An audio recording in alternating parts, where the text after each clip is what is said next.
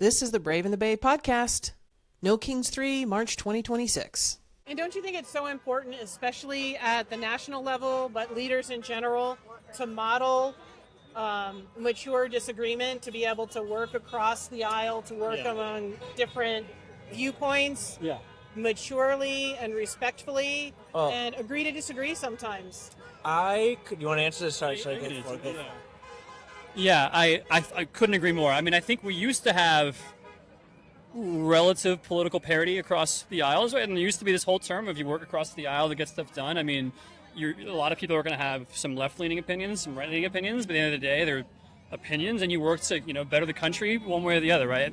At the end, 5-10 years ago, it seemed like, you might be a little right, a little left, but everyone wants to progress the country, and, everyone wants to, support their families and raise their kids right, and all this stuff, right? And it seems like because of Trump's just aggressive political behavior, the other side of the aisle is having to almost counter that with similar aggression sometimes, and it seems like we're in this sort of seesaw effect where there's this handshaking that used to be there is no longer there, right? And so it's kind of this having to fight fire with fire thing, which I think we have to do right now, which obviously is why we're here.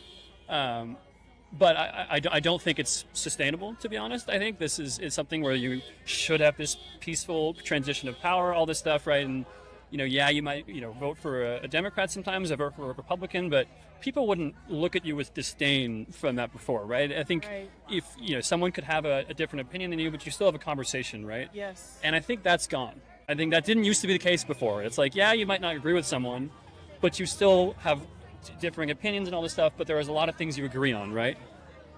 Until we come back to that, we're going to have to keep doing stuff like this, so we still have some political parity in this country, and differing opinions is beneficial. If you don't have that, then there's no point in having a multiple party system, right? Right. So I'd say, so I'm glad you brought that up, because that's an issue that I think I am very, very passionate about, just because it really trickles down to the populace, right? To the citizenry. And there's a lot of, divide that can be caused because of that. There's a term I've heard it referred to as mutual forbearance before, which is kind of this respect between the two parties. And to illustrate that, I mean, in the 80s and 90s, there'd be Democrat and Republican congressmen would carpool to the gym together. There's like a congressional gym, right? And there was plenty of instances of just little things like that, right? Where there was like, okay, we're here to, to serve our public, and we have differing views when it comes to that. But in the end of the day, there's a respect and there's a forbearance between the two of them. And I do think that the more that depletes, the more, as Galen said, the more dangerous it can become for our democracy, right? At the end of the day, we're all compatriots. We're all in the same nation. And we should absolutely be looking out not only for, the good of our party or the good of our, the people who think along the same lines as us, but for the good of our whole nation and for the good of the world in general, right? So I think that's something that's really important that is kind of being lost with the more people are just going after votes as opposed to actually serving the public, right? Do you have any answers to that dilemma? Well, that's actually a really, really good question, and I should be a lot more research. It's okay if you don't. I mean, I'll just be like, maybe hypothetical. I think that really, from a citizenry standpoint, I think that it starts with the individual, right? We can't control every single, citizen in this country. We can't, control every single person. But you as an individual can start by just you yourself being more forbearant of the other side, being more tolerant of the other side, understanding that, there might be some political disagreements.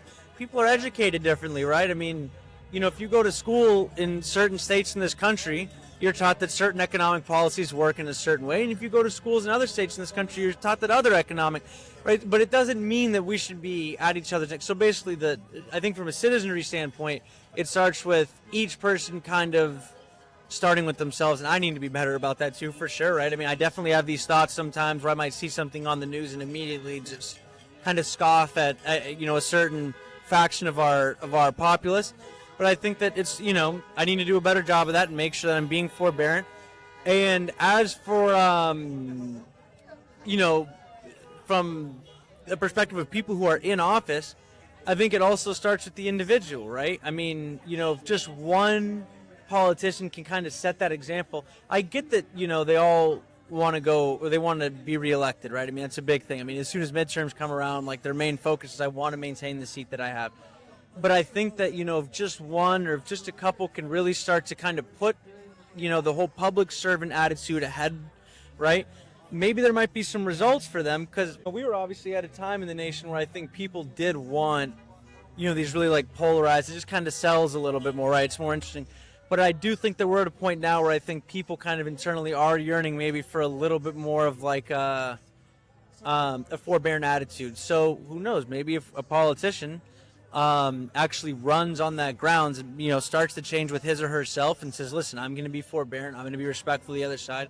No more insulting, no more dissenting the opposing media or anything like that. Maybe they'll get results. And then if other politicians see, wow, that person got results, it might trickle down to other people, right? So basically the long and short of it is I think it just starts with the individual, both from a citizenry standpoint and from the people who are in office currently right now. I love that. That's like a whole quality podcast right there. Oh, there you go. We could probably talk forever.